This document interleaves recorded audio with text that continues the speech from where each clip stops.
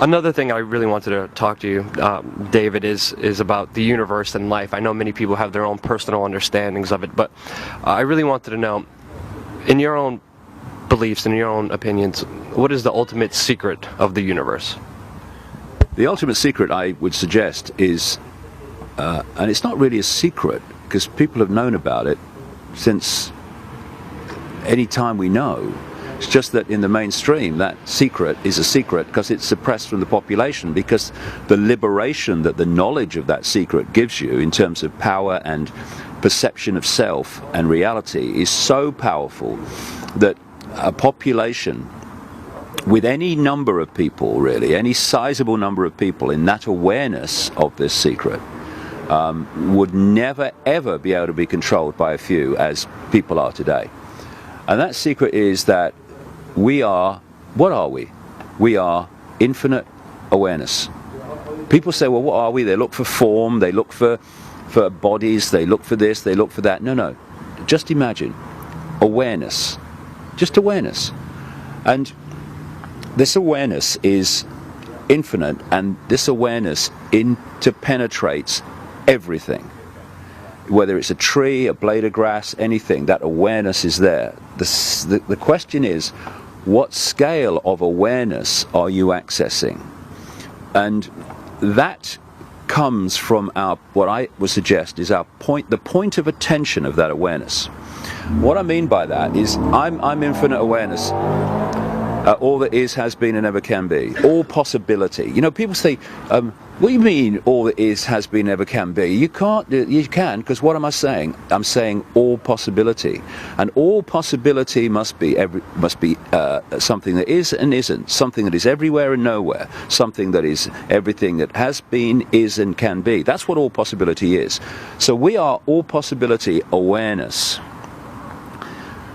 Point is, where is the attention of that awareness at any point? And what the body does, the lens of the body, is it focuses our attention into a tiny, tiny range of frequency that science calls visible light, which is so tiny it's almost infinitesimal. It's laughable.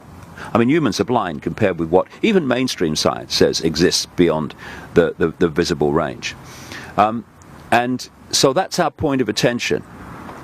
But you can be in the body, in the world, in terms of your perception through the five senses. And you can also be beyond the world, because your point of attention, while it is locked into the five senses, and should be, because that's what we're experiencing here. Try experiencing this world without the five senses. Not, you know, big challenge, have a go. But you then expand your awareness. So it's not just that. It's actually the understanding that you are infinite awareness. That means you're in the world and interacting with it. And what the body does, see, our awareness, in its pure sense, I couldn't do that, because that would be on a totally different frequency to my infinite awareness in its pure sense. So we take on these outer shells that are within the frequency range we want to interact with, the body, what I call the biological computer, or the cosmic spacesuit, biological spacesuit, and therefore I can interact with the world. But if you have this range of awareness into the true sense of what we are, you realize that David Icke is not who I am, Luke is not who you are. It's the name for a current experience of infinite awareness, and your infinite awareness and my infinite awareness is the same awareness. It's just got 2 points of attention. One's called Luke and one's called David. And once you realize that you are infinite awareness having an experience, then that knowledge can allow you to take control of the experience, because you know it is in your power to do that. And this is where the conspiracy, we can talk about the conspiracy on the five sense level, and I do all the time, but if we're really going to understand the basis of it, the foundation of it, we have got to get much, much deeper in an understanding of reality, because that's where the conspiracy is coming from. We see Bilderberg meetings and banks and all the rest of it, and we should investigate them.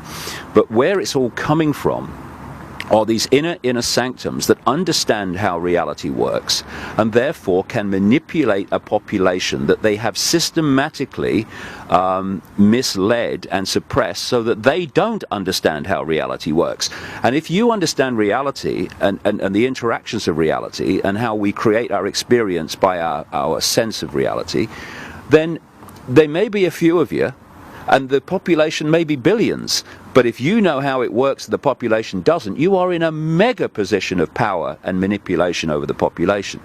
So the last thing that the conspirators want is a population with an expanded state of awareness which is in this world to interact with it, but is not of this world in the sense of its ultimate point of observing the world.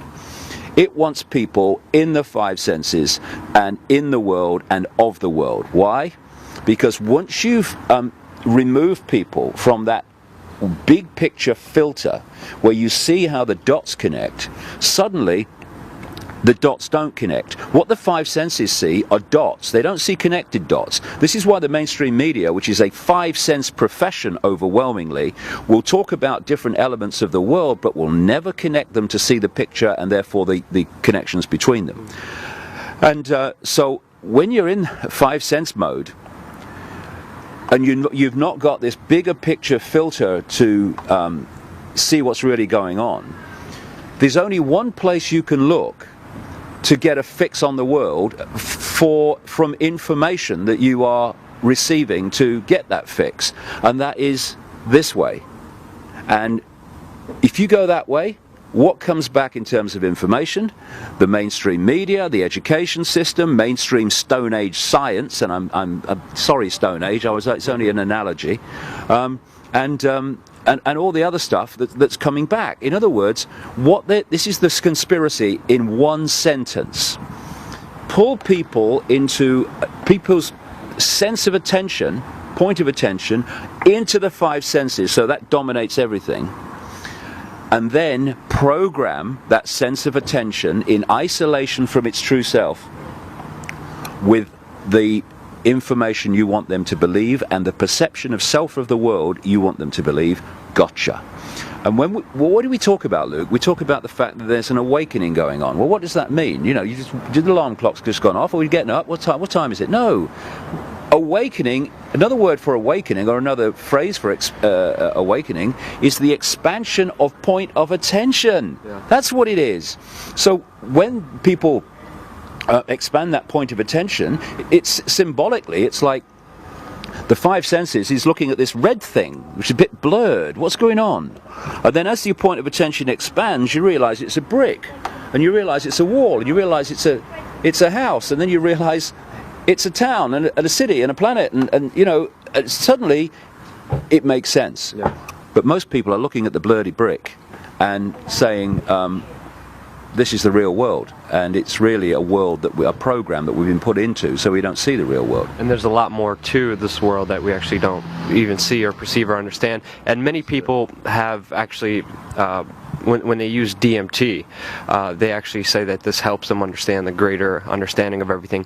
We were talking about DMT last night, and we talked how we had very similar experiences when we were on it. Can you tell us about your experiences and what you took out of DMT? Well, I took it in the form of ayahuasca. I took it twice in about 3 days in Brazil in 2003. I've not touched it since, and I don't feel the need to. But the experience I had was massive. And for me, people say, it took me somewhere. I don't think it takes us anywhere. I think it takes us to where we already are. And if we're in a really deeply negative state, you can take this stuff and have a real, what they used to call in the 60s, a bad trip. Or if you're in another state, you can have a wonderful experience. Yeah. My experience was just unforgettable. I mean, I had a voice, a woman's voice, which is, what is a woman's voice? Oh, it's just a woman talking to him. No, it's a frequency. It is an information field of a certain frequency, and certain frequencies you decode as female and certain frequencies you decode as male.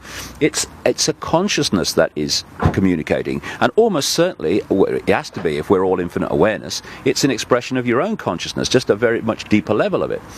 And for 5 hours, it talked to me about the illusory nature of reality.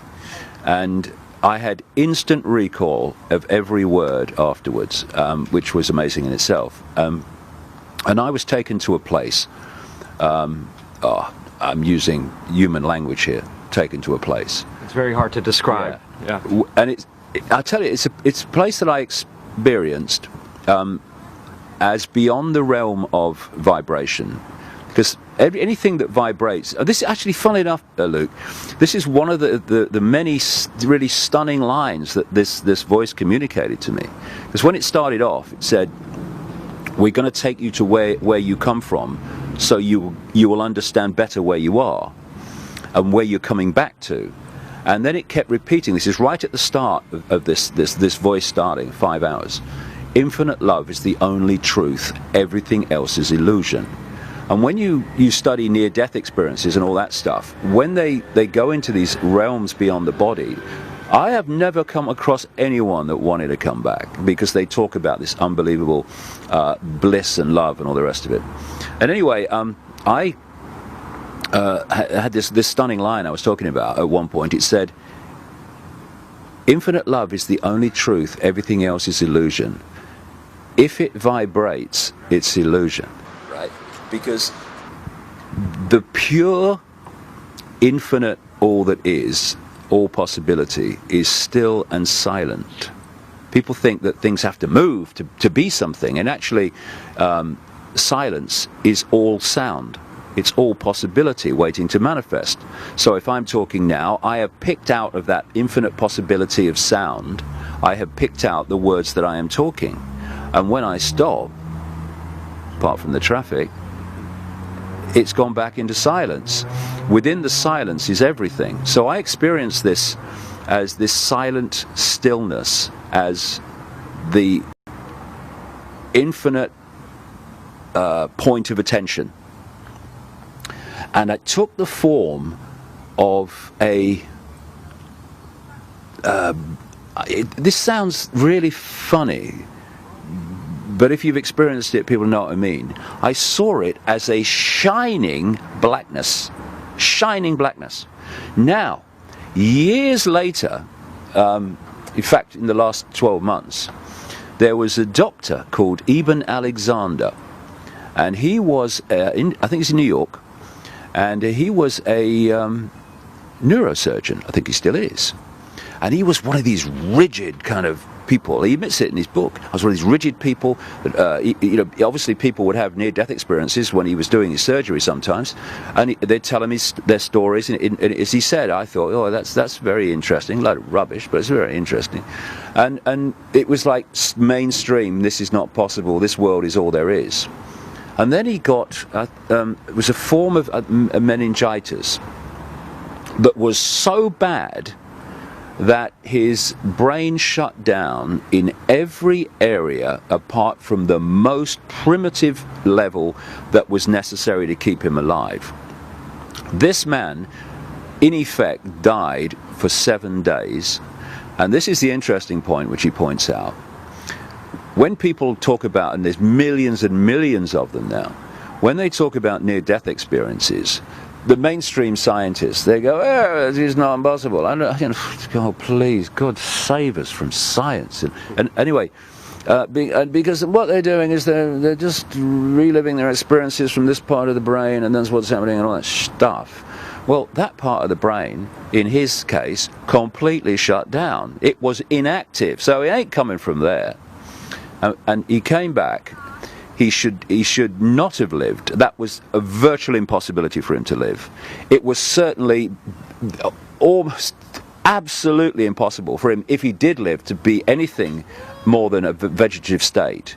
And he came back after a transition period completely normal and went on with his life. And he wrote this book about it, which became a New York bestseller. Why I'm telling you this story, it's very interesting, I think, is because when he first left the body and had a near-death experience himself, he entered a realm. I talk about this in the new book that's coming out in the autumn. He went into a realm that was classically the realm of the demons and the what I would call the archons and the reptilian entities and all this stuff. In fact, he talks about seeing reptilian beings brushing against him and all that stuff.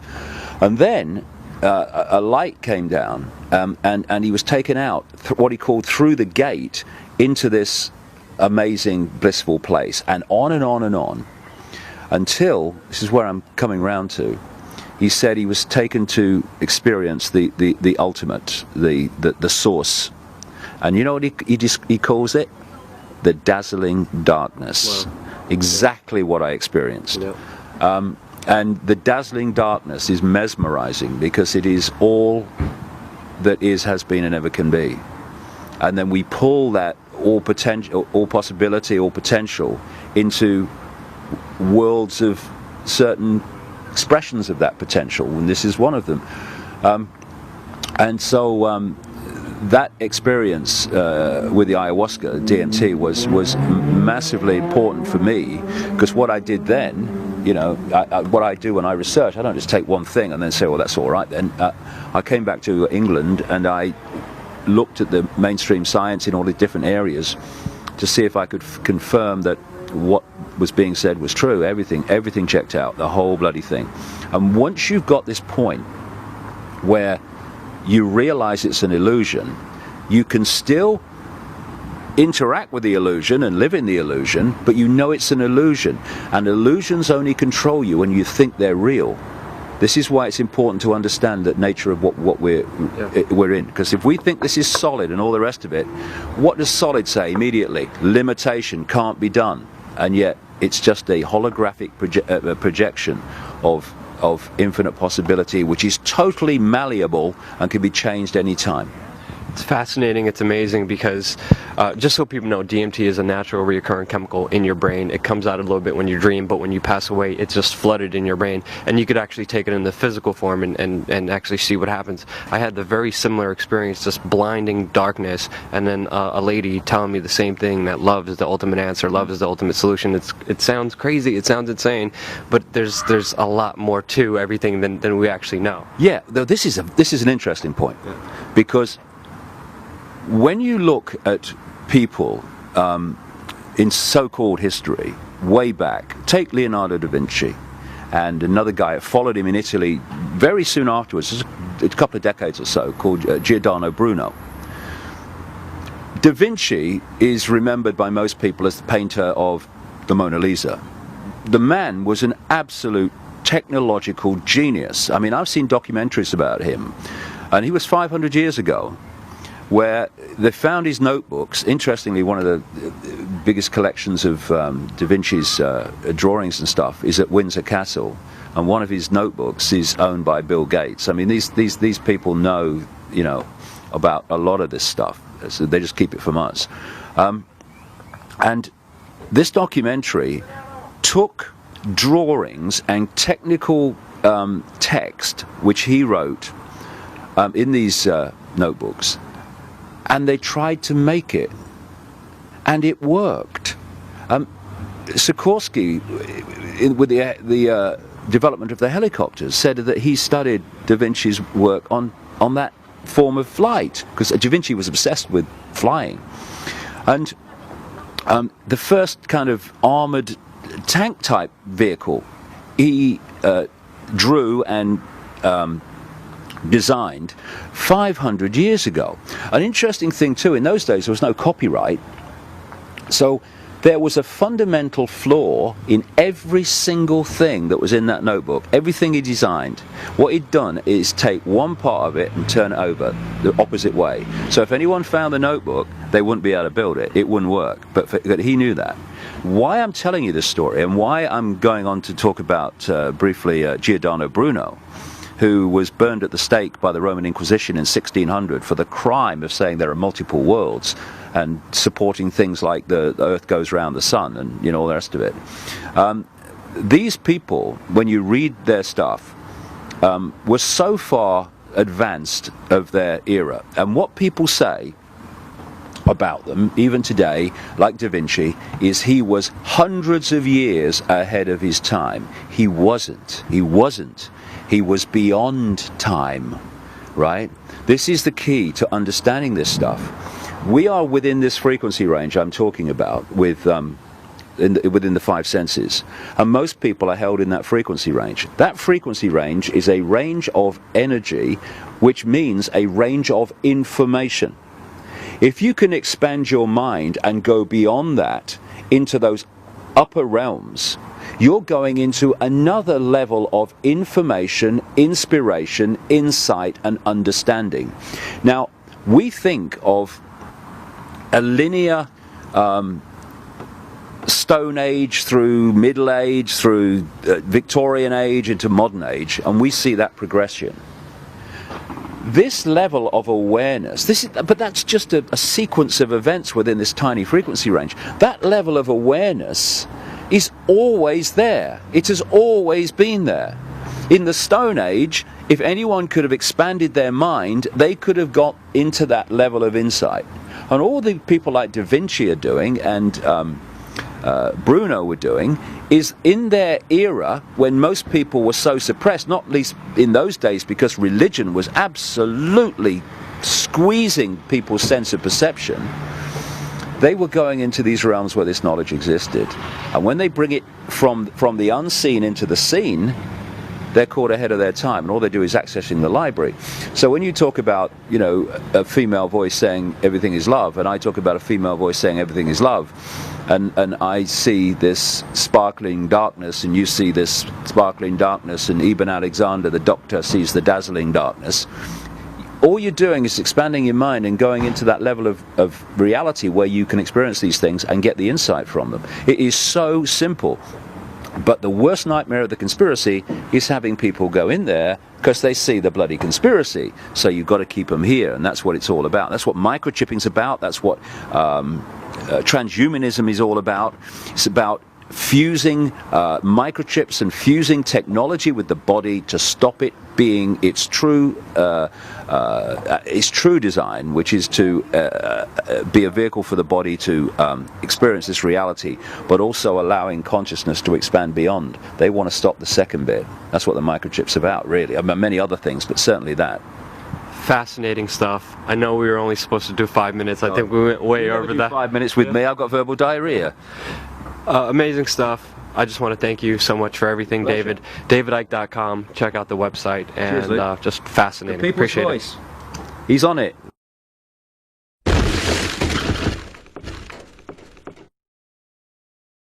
This idea of us challenging, like the young people of We Are Change and like Luke Rutkowski. I mean, there are some young people who have decided that they're just going to do. The government shouldn't be telling you what you can put in your body as an adult. That's just silly. And it's just getting people to understand that on a more, not just food, you know, that applies to everything, that you are in charge.